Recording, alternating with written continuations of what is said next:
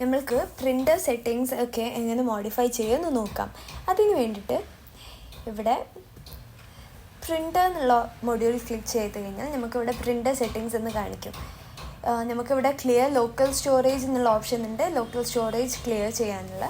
പിന്നെ അത് കഴിഞ്ഞാൽ ബില്ലിംഗ് പ്രിൻ്റർ ആണോ കിച്ചൺ പ്രിൻ്റർ ആണോ എന്ന് സെലക്ട് ചെയ്യാനുള്ള ഓപ്ഷനും ഉണ്ട്. ഇവിടെ പേപ്പർ സൈസ് നമുക്ക് ചൂസ് ചെയ്യാം. A4, A5, 80mm, 58mm എന്നുള്ള ഓപ്ഷൻ ഉണ്ട്. പിന്നെ അത് കഴിഞ്ഞ് റെസിപ്റ്റിൻ്റെ തീം നമുക്ക് ചൂസ് ചെയ്യാം. ക്ലാസിക് വേണോ, പ്രീമിയം വേണോ, സ്റ്റാൻഡേർഡ് വേണോ എന്ന് നമുക്ക് ചൂസ് ചെയ്യാം. ഇതൊക്കെ നമുക്ക് മോഡിഫൈ ചെയ്യാനുള്ള തീംസ് നമുക്ക് മോഡിഫൈ ചെയ്യാനുള്ള ഓപ്ഷനുമുണ്ട്. അത് കഴിഞ്ഞ് അവൈലബിൾ പ്രിൻറ്റേഴ്സ് ഏതൊക്കെയാണെന്ന് നമുക്കിവിടെ സ്കാൻ ചെയ്യുക, നമുക്ക് സെലക്ട് ചെയ്യാനുള്ള ഓപ്ഷൻ ഉണ്ട്. അത് കഴിഞ്ഞ് ഇനി വേറെ പ്രിൻറ്റേഴ്സ് അവൈലബിൾ ആണെങ്കിൽ അത് സ്കാൻ ചെയ്യാനുള്ള സ്കാൻ ഫോർ പ്രിൻറ്റേഴ്സ് എന്നുള്ള ബട്ടൺ ക്ലിക്ക് ചെയ്താൽ നമുക്ക് അവൈലബിൾ ആയിട്ടുള്ള പ്രിൻറ്റേഴ്സ് സ്കാൻ ചെയ്ത് വരും. ഞാനിവിടെ നമുക്ക് വേണ്ടിയ പ്രിൻ്റർ സെലക്ട് ചെയ്യുക. ഇങ്ങനെയാണ് നമ്മൾ ഈ പ്രിൻ്ററിനെ സെറ്റ് ചെയ്ത് വെക്കൽ.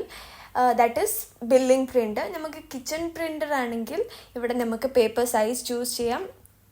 80mm, 55mm, A4, 58mm, A4, A5 എന്നുള്ള ഓപ്ഷൻസ് നമുക്കുണ്ട്.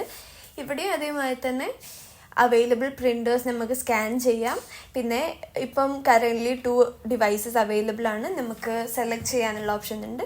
നമുക്ക് ഏതാ വേണ്ടിയെന്ന് നമുക്കിവിടെ സെലക്ട് ചെയ്യാം. So these are the printer settings നമുക്ക് മോഡിഫൈ ചെയ്യാനുള്ള ഓപ്ഷൻസ്.